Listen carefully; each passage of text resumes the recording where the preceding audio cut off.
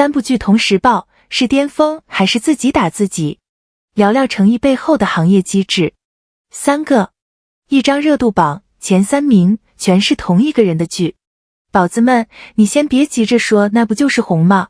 我今天想跟你聊的，恰恰是这个，不就是背后藏着一件在数学上离谱到你可能没意识到的事儿。我跟你讲，我最近就在琢磨这个事儿，越想越觉得有意思。我发现个事儿，大家看到一个人占前3，第一反应是这人真火。对，火是肯定的，但火解释不了前3，这中间差着一整套机制。今天这期我不聊八卦，就干一件事，把这张榜当成一道概率题来拆。你听完能带走一个东西，以后再看到任何断层第一全网霸榜，你都知道该看哪儿。这个比记住谁排第几有用多了。好，那么问题来了，这张榜到底在测什么？大部分人默认它测的是谁最厉害，其实不是。说白了，一个剧的热度，它是好几个东西乘出来的结果，作品数量、排播的时机、题材覆盖多广，还有粉丝群体的规模和组织度。你注意啊，是乘，不是加。这几项里任何一项特别突出，数字就会被放得很大。所以你看，当我们说诚意这段时间热度高，这句话本身没问题，而且含金量不低。为什么？因为要能站住多个位置，靠的往往不是单一一部剧一个题材。如果你去翻他手上这段时间的项目，看看题材是不是有区分度，你大概能感觉到一件事，市场愿意把不同类型的项目交到他手里。这不是谁想有就有的，这是一种资源层面的信任。歌行业里，这叫被验证过的号召力。但是等等，有个细节，热度高跟一个人同时占前3，这是两码事。热度高只要一部爆剧就够了，可前3难就难在后面这个字，同时。这个我得停一下，因为这才是关键。你想想看，一个演员要同时霸住前3，得几件事凑一块才行。第一，他手里得同时有至少3部能打的剧，处在待播转已播的窗口期。第二，这3部最好还不是一个题材，不然观众重叠，自己人看自己人。第三，这3部还都得能 hold 住热度不往下掉。这3个条件单拎出来任何一个都不算稀奇，稀奇的是他们在同一个时间点同一个人身上全中了。翻译成人话就是，这不是很红能解释的，这是一次小概率事件撞上了实力。凭印象说啊，这种配置在 Space 一年到头也见不到几回。具体一年发生过几次，精确的榜单数字是多少，这个我得保留意见，我没拿到第一手统计，咱们就说机制。但机制这层是站得住的，多部、多题材、同窗口还都不掉，这套组合本身就是筛子，能筛下来的没几个。而且我得替他补一句，能让好几部剧都不往下掉的，不是排播表，是表演。排播能把剧送上去，留不留得住观众，靠的是他把角色立住了。你排得再密，戏不行，观众划走了，榜也就塌了。所以榜能稳住，恰恰是作品质量在兜底。行，说完这层，咱们往里再看一层。真正有意思的地方其实在后面。你有没有想过，把几部剧堆在同一个时间段全推出来，它是双刃剑。一面是声势浩大，数据好看，大家都在讨论，这是拉力的体现。可另一面，你几部剧都在抢观众的时间和注意力，而观众的时间是有限的。行业里有个词叫观众自我分流，英文叫 audience cannibalization， 说白了就是你自己的作品在抢你自己作品的人。本来能集中在一部上的热度被摊薄了。这里我想说清楚啊，别误会，这不是他的问题。排播什么时候上，哪几部撞在一起，这是平台和公司层面的决策，演员基本说了不算。他能做的就是把每部戏演好。所以你要是看到有人说太密集了，不够聪明，我倾向于换个角度看，能让市场愿意把这么多资源同期压在一个人身上，这本身就说明了它的分量。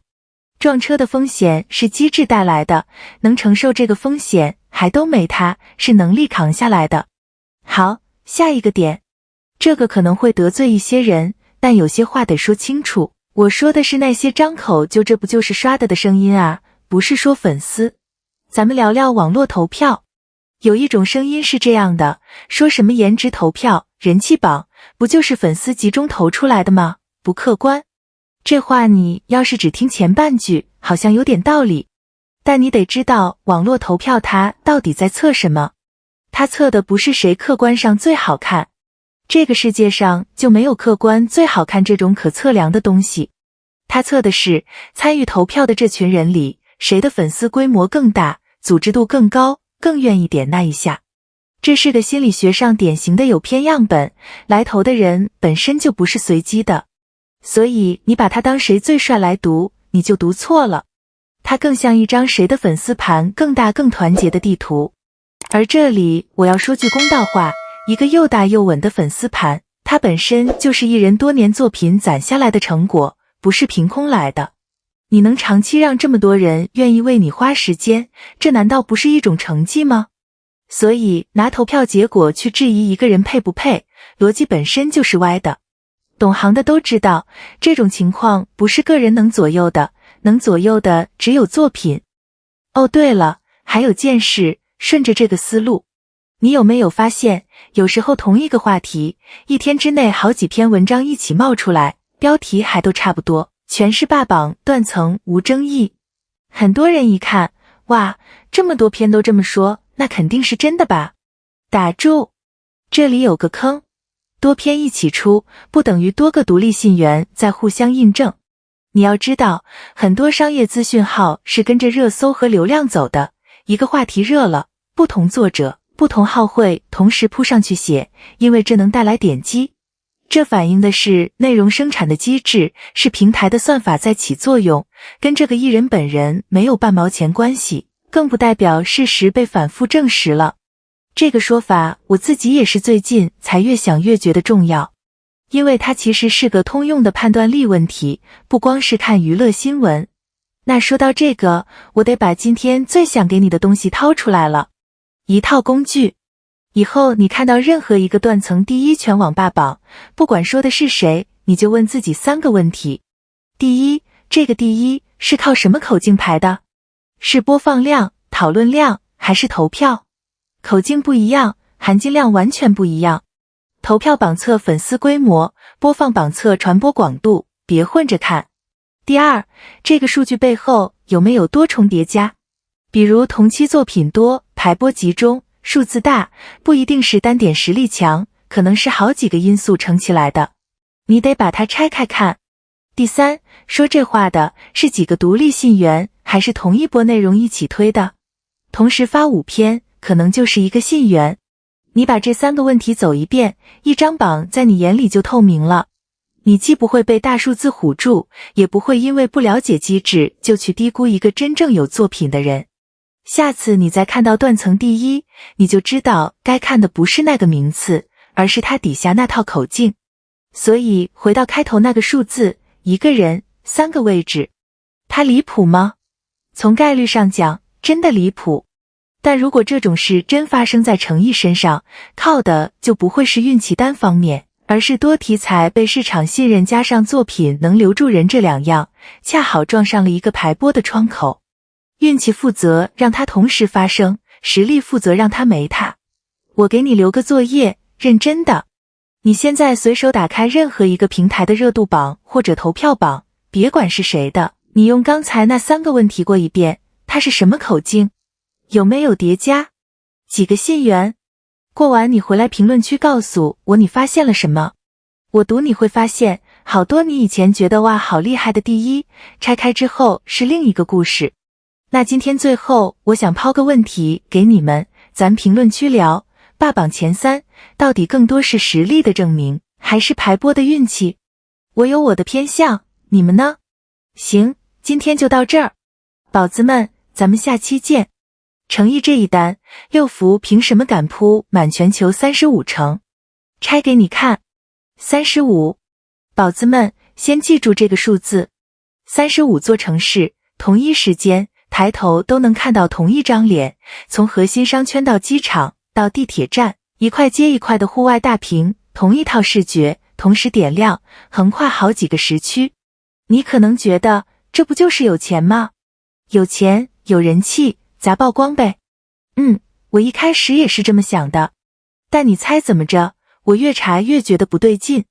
因为户外广告这东西，它贵得没道理，贵到你会怀疑品牌是不是钱多烧的。可偏偏越是大牌，越是精明的公司，越舍得往这上面砸。今天这期咱们不数星星，不夸配置，我就想拆一件事，户外广告的钱到底花在哪儿？品牌怎么算这笔账？为什么35成同时铺满是一种最贵的表达方式？看完你会多一个工具，以后在机场、在地铁看到某个明星的大屏，你一眼就知道该看哪儿。行，说回这个事，先把事儿讲清楚。今年是六福珠宝35周年，他们请的全球代言人是诚意，用的是一套叫东方紫金红的视觉。然后重点来了，不是头一个城市一块屏，是全球差不多35座城市同步点亮。跨时区的，你这边刚下班抬头看见，另一个时区的人可能刚起床也看见。一场铺满经纬度的亮相。表面这层，大众的解读基本就一句话：牌面。有钱，有粉丝，堆曝光。这话对吗？对一半。但你要是只看到这儿，就漏掉最关键的了。因为有钱真的不等于能铺。我这么说吧，你就算给我1个亿，让我明天在35座城市同时上大屏，我大概率也铺不出来。为什么？这就得往里再看一层了。户外广告，行话叫 out of home， 字面意思就是家门外的广告。它的钱花在几个你想不到的地方。第一，点位。同样一块屏，摆在机场到达口，摆在一线城市核心商圈的十字路口，摆在地铁换乘站，价格能差好几倍。因为它卖的不是屏幕本身，是这块屏前面每天流过多少人，都是些什么人。机场那波人，消费力摆在那儿。第二，时长。你是包1周，包1个月，还是包那种黄金时段轮播，价钱完全两码事。第三，也是最悬的，视觉价值。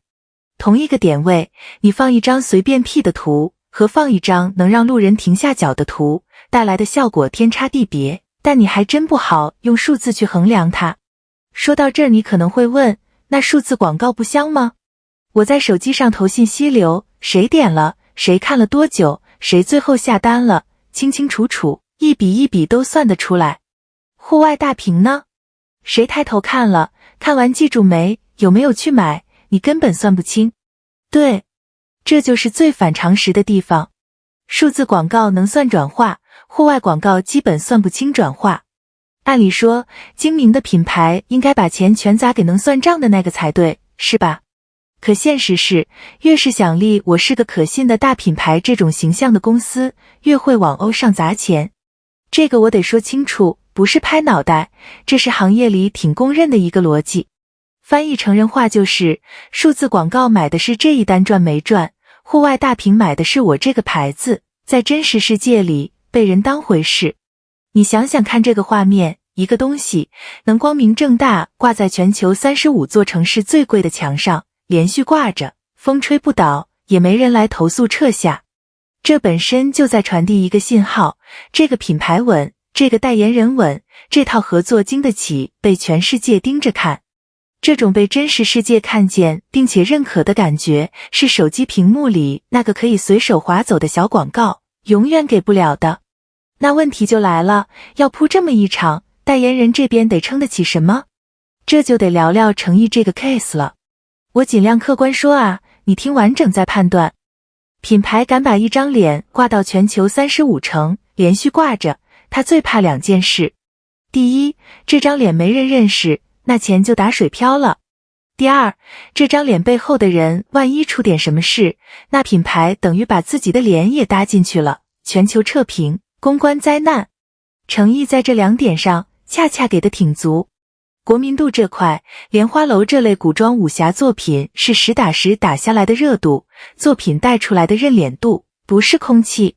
至于第二点，说白了就是干净、稳定。品牌在做全球投放这种高风险动作的时候，最看重的就是这种确定性。你把脸挂全球，你当然要挑一个让你睡得着觉的人。所以你看，流量代言就是砸钱堆曝光这个说法，我觉得他戳错了地方。能被一个35周年的品牌选去做全球35城地广的人，全行业能有几个？这不是堆出来的，这是市场用真金白银投的一张信任票。堆曝光谁都会，问题是品牌凭什么敢把这么大一场压在你身上？这里头的门槛比外面想的高多了。当然，我也得留个余地，这块我不是100%确定，具体每个城市的点位、投放时长，官方没权公开，我手上没有第一手的投放清单，所以精确数字我先保留意见。但全球多城同步这个大盘子的逻辑是站得住的。这时候肯定有人要抬杠了，珠宝这种高客单的东西，你户外铺得再狠，销量到底涨没涨？你敢说算得清吗？问得好，但这恰恰说明你还是在用数字广告的尺子量户外广告的活儿。从设计上就不是冲着及时下单去的，他买的是品牌资产，是让你在几个月后，在你真要买珠宝的那个瞬间，脑子里第一个浮出来的名字是他。它是长线的，品牌愿意为诚意铺这么一场长线的，算不清及时转化的投放，本身就说明他们看重的不是他能带货一次，是他这个人作为长期价值能立得住。说到这儿，我其实挺想替这种长期主义说句话的。这条路不好走，慢，而且短期看着不如那些天天上热搜的热闹。但懂行的都知道，能被品牌当成长期资产反复压住的人，才是真正走得稳的那种。宝子们一直看好它，是有道理的。好，接下来这段是我最想让你带走的。以后你在机场、地铁、商圈看到某个明星的户外大屏，别光顾着拍照发圈。你可以在心里过3个问题，就能大概判断这个品牌到底在图啥。第一，看点位铺了多广，就1-2块本地屏，那多半是常规投放。要是跨城市甚至跨国家同步，那品牌是在做全球信任背书这种大动作，成本是指数级往上翻的。第二，看是不是长期挂着，快闪几天冲的是短期声量，长期霸屏冲的是把这张脸和品牌绑成长期资产。第三，看这个人干不干净，稳不稳。品牌敢把脸挂全球连续挂，反过来就说明他对这个人的确定性有多大把握。屏挂的越大越久，这份信任票投的越重。记住这3条，下次你再看到明星大屏，你就不会只看到哇好帅，你能看到品牌那笔账是怎么算的，这才是内行看门道。行，最后我给你留个具体的活儿，别光听我说。你去找一张这次6幅35城地广里的实拍图，机场的、商圈的都行，网上很多。看完你回来评论区告诉我，你觉得一个艺人能撑起全球同步地广这种铺法，靠的到底是作品实力还是品牌运作？我知道这个问题会分2派，但我更想听你怎么想，是内容为王，还是资本说了算？评论区 battle 一下，我一条条看。今天这期就到这儿。宝子们，下次抬头看大屏的时候，记得多看一眼那笔账。咱们下期见。